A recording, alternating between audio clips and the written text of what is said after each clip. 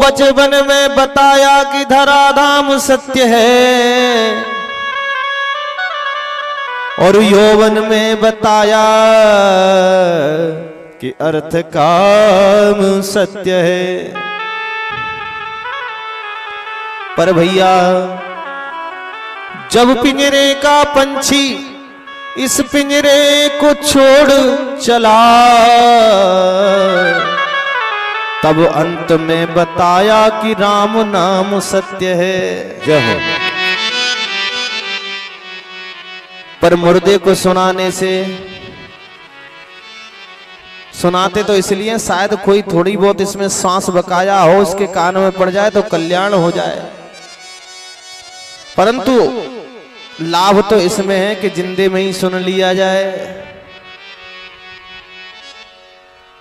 जीवन में ही कमा लिया जाए। यहां के लिए कमाते हैं तो कुछ वहां के लिए भी कमाया जाए। बोल वृंदावन बिहारी लाल की जय हो।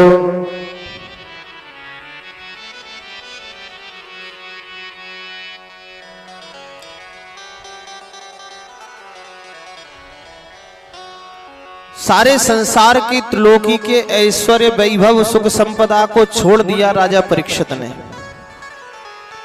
कितना वैभव उसके पास होगा, पूरी धरती का जो राजा है। पर पता चल गया कि मुझे 7 दिन में मरने का शाप है। ये राजा परीक्षित कौन है? ये परीक्षित हम और आप सभी परीक्षित हैं, और सबको 7 दिन में मरने का हिसाब लगा है। 7 में सबको मरना है, 8वां किसी के पास नहीं है। ये सुखदेव कौन है? ये धर्मशास्त्र ही सुखदेव हैं, जो हमारे पास हमको उपदेश देने के लिए, हमको सिखाने के लिए आते हैं। भैया इस काम को छोड़ो और इस काम को करो तो तुम्हें लाभ मिलेगा। त्रिलोकी के ऐश्वर्य वैभव को छोड़ करके महाराज परीक्षित जब गंगा किनारे आ गए, तो परमहंस चक्र चूड़ामणि आचार्य प्रवर श्री सुखदेव स्वामी ने आकर के कल भगवान के रुक्मिणी विवाह को, रुक्मिणी कृष्ण विवाह उत्सव को सुनाया। बड़ा अद्भुत सुनाया।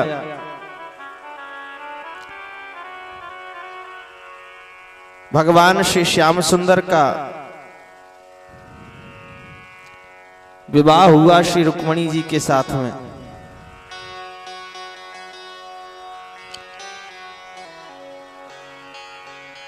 और रुक्मिणी जी के यहाँ एक लाला को जन्म है गयो।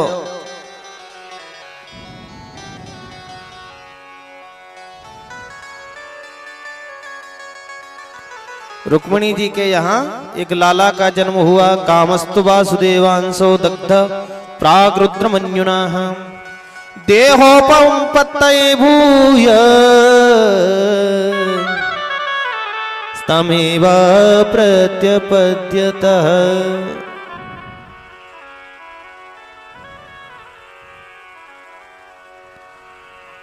जब भगवान शंकर जी ने कामदेव को जला के भस्म कर दिया था, तो रति पहुंची ये भगवान शिव जी के पास और कहने लगी, महाराज मेरे पतिदेव को आपने क्यों जला दिया? शंकर जी बोले, अब वो जल तो गया ही, पर जब जब वंश कृष्ण अवतारा हुई हरण महामही भारा।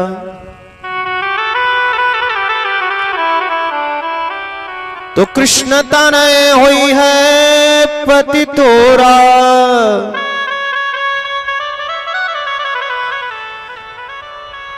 बचनु अन्यथा होए न मोरा।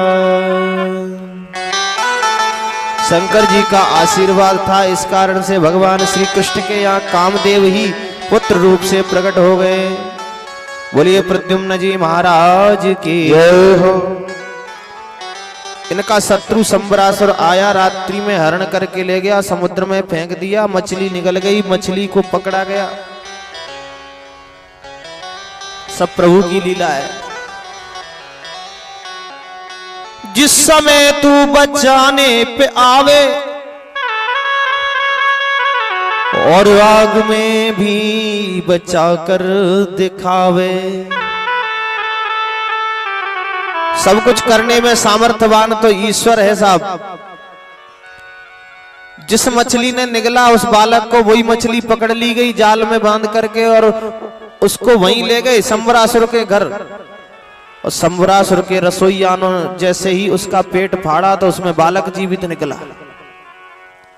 वहां पर रहने वाली मायावती रति इस नन्हे से बालक का पालन पोषण करने लगी। धीरे धीरे ये बड़े हुए तो कह दिया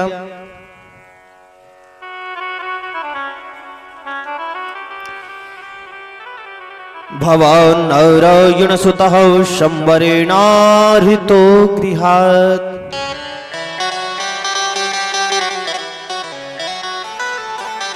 अहं तेऽधिकृता पत्नी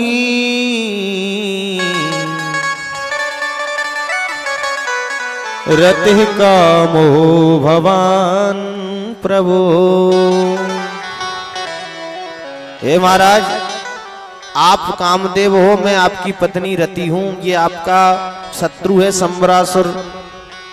बड़ा भयंकर संग्राम हुआ प्रद्युम्न जी का और प्रद्युम्न जी ने संवरासुर को मार डाला। लौट करके बहू लेकर के जब तक द्वारका में आए तब तक भगवान के 16,107 विवाह और हो गए।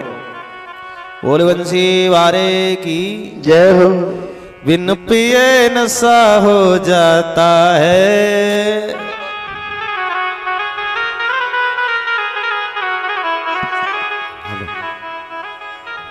बिन पिए नशा हो जाता है, जो राधे राधे गाता है। वो बिन पिए नशा हो जाता है, जो राधे राधे गाता है। बिन पिए नशा हो जाता है, जो राधे राधे गाता है। बिन पिए नशा हो जाता है, जो राधे राधे गाता है। जो राधे राधे गाता है, जो राधे राधे गाता है, जो राधे राधे गाता है, जो राधे राधे गाता है। बिन पिए नशा हो जाता है, जो राधे राधे गाता है। बिन पिए नशा हो जाता है, जो राधे राधे गाता है। जो राधे राधे गाता है, जो राधे राधे गाता है। बोल राधा रानी सरकार की जय हो।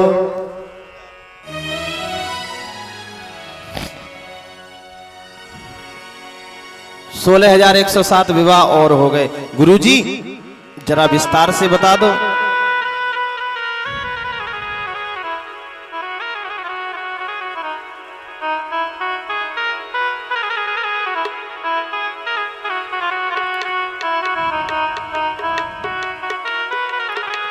भगवान का दूसरा विवाह हुआ रीछ की पुत्री के साथ। रीछ कौन है? जामवंत जी।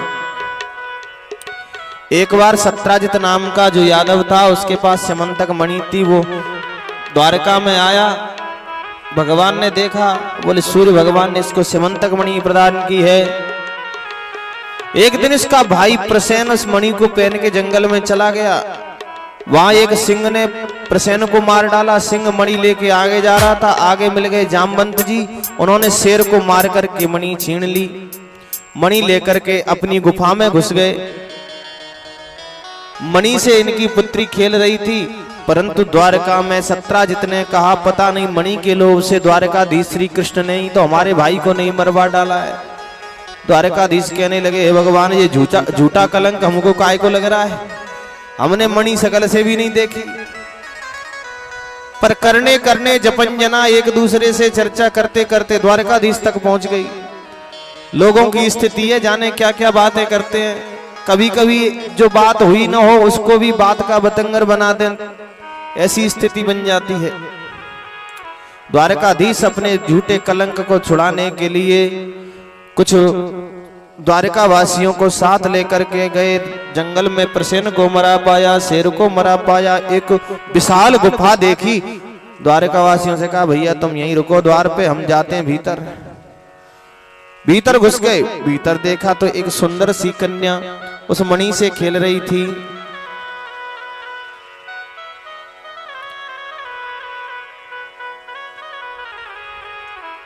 इनकी धाय ने कभी पुरुष नहीं देखा था।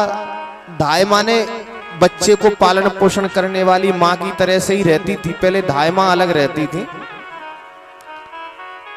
तो बड़ी जोर से जब चिल्लाई तो जामवंत जी दौड़ करके निकल करके आए। बोले किसकी मृत्यु सामने आ गई है मेरे। बाहर जब निकल करके आए तो भगवान को देख करके द्वारिकाधीश से भयंकर युद्ध करने लगे, संग्राम होने लगा। भगवान ने एक मुष्टिका जैसे ही लगाया तो जामवंत जी बोले बस प्रभु बस, जाओ ने त्वां सर्वभूतानां प्राण ओजसहो बलम् विष्णुं पुराण पुरुषं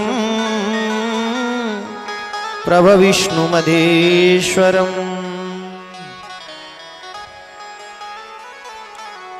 मैं जान गया आप मेरे प्रभु श्री राम हो, क्योंकि मैं इस बात को जानता हूं कि मुझे मूर्छा दिलाने वाला मेरे रघुनंदन के अलावा कोई दूसरा हो ही नहीं सकता। त्रेता युग में जब राम रावण युद्ध हो रहा था, बड़ा भयंकर संग्राम है। राम रावण योर युद्धे राम रावण योरिव। राम रावण का युद्ध राम रावण के समान विशाल था। परंतु जामवंत जी कहते हैं पूरी सेना में मुझसे लड़ने वाला कोई योद्धा ही नहीं था रावण के पास। एक बेचारा रावण थोड़ा थोड़ा लड़ सकता था मुझसे, उसको मैंने रघुनाथ जी के लिए छोड़ रखा था। बेकाय से लड़ेंगे फिर हम ही लड़ लेंगे। तो जब भगवान सबको जीत करके आए और राजा बन गए तो पुरस्कार वितरण कर रहे थे। पुरस्कार वितरण करते करते करते करते नजर पड़ी, बोले बाबा तो उधर ही बैठे हैं कोने में। जामवंत जी से कहा पधारिए आप आगे आइए, सबको कुछ न कुछ प्राप्त हुआ है, आप भी ले लो। जामवंत जी के आंखों से अश्रुपात हो रहा है। रघुनाथ जी की छवि नैनों में बसी है और कह रहे प्रभु हमें क्या चाहिए, संसार की कोई वस्तु की हमें अभिलाषा है नहीं, और रही बात आपकी तो आप हमारे सामने हो ही। जो भगवान का निष्किंचन भक्त होता है मुक्ति हु नोनसी खारी लागे। मुक्ति भी नहीं चाहते हम तो संसार लेके करेंगे ही का। गोस्वामी तुलसीदास जी कहते हैं सगुण उपासक मोक्ष न लेहि। मोक्ष इसलिए नहीं चाहते कि मोक्ष मिल जाएगा तो हम आप में ही विलीन हो जाएंगे, आपके साथ लीला कैसे करेंगे। इसलिए भक्त कहते हैं प्रभु किसी भी परिस्थिति में हमें तो अपने साथ रखो। जामवंत जी ने कहा हमें कुछ नहीं चाहिए। बोले नहीं नहीं आप तो सब में वृद्ध हैं, सब ले रहे हैं, पुरस्कृत हो रहे हैं, तो आपको कुछ न कुछ ले लेना चाहिए। तो जामवंत जी बोले प्रभु अभिलाषा एक ही थी। बोले कौन सी। बोले महाराज कोई योद्धा नहीं मिला, बराबरी का पहलवान ही नहीं मिला।